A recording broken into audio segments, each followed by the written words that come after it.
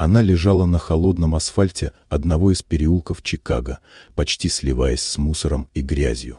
Худое тело, изношенная одежда, пустой взгляд, очередной уличный ребенок, которых город давно перестал замечать. Для прохожих она была лишь частью пейзажа, но для Джеймса Харпера, миллиардера и владельца крупной строительной корпорации, эта встреча стала точкой невозврата. Его внимание привлек старый, неровный шрам на ее левой руке. Такой же был у его дочери Эммы, погибшей 7 лет назад при загадочных обстоятельствах. Тогда тело ребенка так и не нашли, расследование закрыли слишком быстро, а Джеймсу пришлось похоронить пустой гроб и научиться жить с утратой. Он знал этот шрам наизусть. Именно он держал Эмму на руках в больнице, когда врачи накладывали швы. С того момента мир Джеймса начал рушиться. Совпадение казалось невозможным. Девочке было около 12, ровно столько, сколько было бы его дочери, если бы она была жива. Он забрал ребенка села улицы, обеспечил ей еду, медицинскую помощь и временное укрытие, а сам начал собственное расследование, не доверяя ни полиции, ни официальным документам. Факты всплывали один за другим. Свидетельства о смерти были оформлены без тела. Медицинские и полицейские архивы оказались засекречены.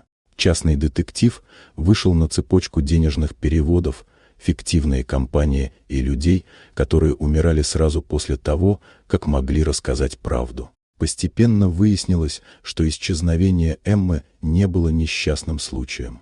Главным звеном оказался Майкл Коллинз, родственник жены Джеймса, человек с долгами и тайной завистью. Через него в схему были вовлечены врач, следователь и женщина, много лет скрывавшая ребенка за деньги. Когда она исчезла, девочка оказалась на улице, потеряв память и имя. Правда оказалась еще страшнее. Организатором похищения была Линда Харпер, мать ребенка.